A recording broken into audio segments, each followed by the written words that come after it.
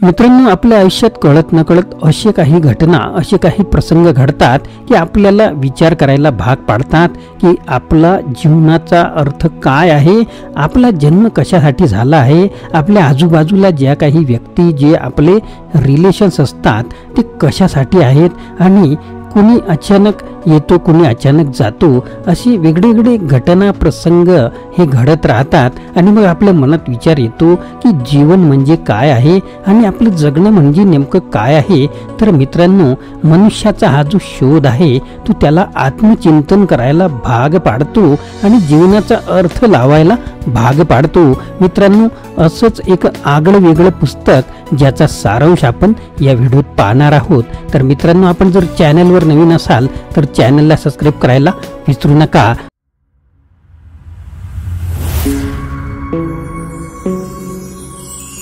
नमस्कार मित्रांनो, माझे नाव आनंद आहे आणि मराठी आनंद यूट्यूब चॅनलमध्ये आपणा सर्वांचे स्वागत आहे. मनुष्याचा अर्थ तपशील शोधण्यासाठी होलोकॉस्ट सर्व्हायव्हर व्हिक्टर फ्रँकलचे नाझी एकाग्रता शिबिरातील भयानक अनुभव त्याच्या लोगोथेरपीच्या मनोवैज्ञानिक दृष्टिकोनासह ज्याने त्याला जगण्यात मदत केली आणि आपण कसे अर्थ शोधू शकता आणि करणे आवश्यक आहे हे दर्शवते. नाझी एकाग्रता शिबिरात अस्तित्वात असलेले जगण्यातील फरक लक्षात घ्या. काय असावे याचे वर्णन करण्यासाठी शब्दांचे कोणतेही संयोजन एखादे भयानक चित्र रंगवू शकते असे मला वाटत नाही. व्हिक्टर फ्रँकल हे अशा मोजक्या लोकांपैकी एक होते जे अशा ठिकाणी जगले जेथे तुमची मृत्यूची शक्यता कोणत्याही दिवशी जगण्यापेक्षा जास्त असते. 3 वर्षांच्या वेगवेगळ्या छळ छावणीत राहिल्यानंतर त्याची छावणी तुर्कहीन मुक्त झाले, ज्यावर तो व्हिएन्नाला परत आला जिथे त्याचा जन्म झाला होता. फ्रँकलने आपले उर्वरित आयुष्य सर्वात वाईट काळात शिकलेल्या गोष्टी शिकण्यात घालवले. लोक त्याच्या जीवनात अर्थ शोधू शकतात आणि आवश्यक आहेत. जरी त्यांना सर्व काही माहीत असले तरीही प्रचंड दुःख आहे. याला लोगोथेरपी म्हणून ओळखले जाते आणि त्यामुळेच ते आधुनिक मानसशास्त्रातील प्रमुख व्यक्तिमत्वांपैकी एक आहेत. त्याच्या जगप्रसिद्ध 1946 पुस्तकातील 3 धडे आहेत. Man's search for meaning. पहिला मुद्दा आहे, कधी कधी जगण्याचा एकमेव मार्ग म्हणजे मृत्यूला शरण जाणे. दुसरा मुद्दा, तुमच्या जीवनाचा स्वतःचा अर्थ आहे आणि तो शोधणेही तुमच्यावर अवलंबून आहे. तिसरा मुद्दा, तुमची भीती दूर करण्यासाठी विरोधाभासी हेतू वापरा. कोणाला शिकावे लागलेल्या काही कठीण धड्यांसाठी तुम्ही तयार आहात का?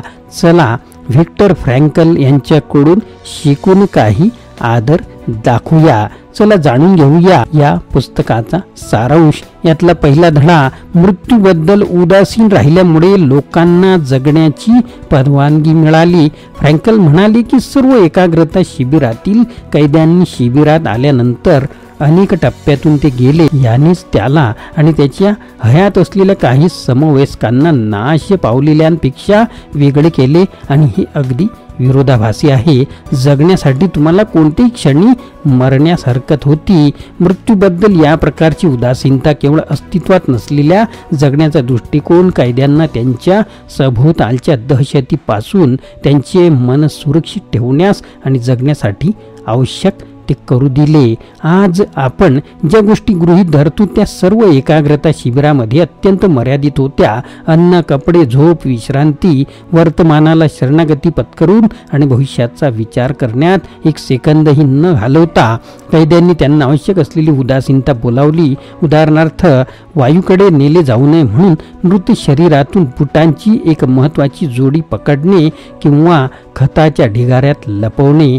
चेंबर्स, कधीकधी जगण्याचा एकमेव मार्ग म्हणजे मृत्यूला शरण जाणे. धडा दुसरा, तुमच्या जीवनाचा स्वतःचा अर्थ आहे आणि तो कोणत्याही क्षणी शोधणे तुमच्यावर अवलंबून आहे. बुद्धिबळातील सर्वोत्कृष्ट चाल कोणती आहे हे तुम्ही कोणत्याही महान बुद्धिपटूला विचारल्यास ते फक्त गोंधळलेल्या चेहऱ्याने तुमच्याकडे पाहतील असे काही नाही. तथापि बोर्डवरील तुकड्यांच्या कोणत्याही विशिष्ट नक्षत्रात सर्वोत्तम चाल आहे. अर्थातच कोणत्याही गेम परिस्थितीत सर्वोत्तम चाल ही असतेच, परंतु कोणतीही सामान्य चाल इतर सर्वांवर मात करत नाही.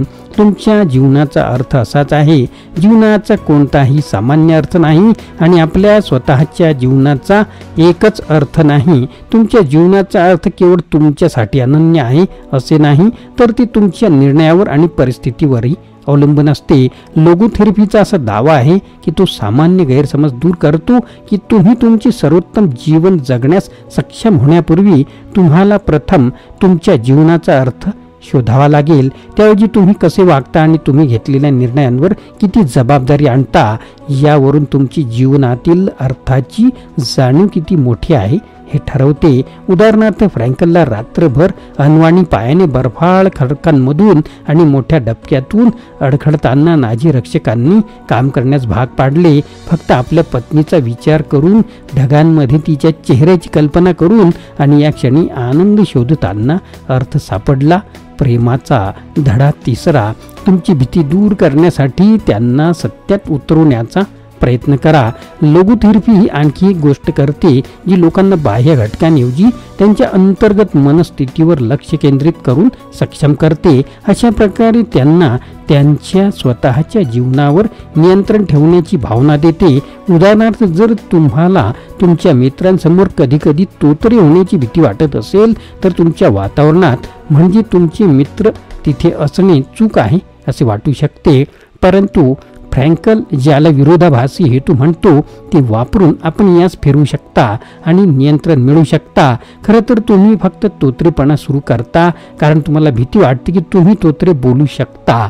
विरोधाभासी हेतू तुम्हाला प्रयत्न करून आणि तुमची भीती सत्यात उतरवण्यास भाग पाडून याभोवती फिरवतो.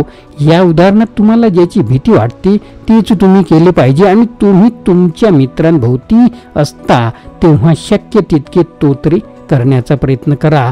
तुमच्या लक्षात येईल की तुम्ही ते घडवून आणण्याचा प्रयत्न करताच ते कार्य करणार नाही आणि शेवटी तुमच्या मित्रांसमोर तोत्रेपणाची भीती पूर्णपणे गमावून बसाल. माणसाचा अर्थ शोधणे हे काही नवीन वाचणे किंवा शिकण्यापेक्षा अधिक आहे. हे आदराबद्दल आहे. मला वाटत नाही की माझ्या पिढीने सहस्त्राब्दी मागच्या पिढ्यांनी जे काही केले त्याबद्दल दुरुस्त्या किंवा थकबाकी करण्याचा कोणताही मार्ग आहे. ते आमची कामं नाही, पण तरीही इतिहासाच्या वाटचालीची जबाबदारी स्वीकारण्याची भावना आहे. मित्रांनो, हा व्हिडिओ आपल्याला कसा वाटला, ही पुस्तक समरी आपल्याला कशी वाटली नक्कीच कमेंट बॉक्समध्ये कळवा आणि नवीन असाल तर चॅनलला सबस्क्राईब करायला विसरू नका. मित्रांनो, आपल्याला व्हिडिओ आवडल्यास लाईक करा, शेअर करा, सबस्क्राईब करा.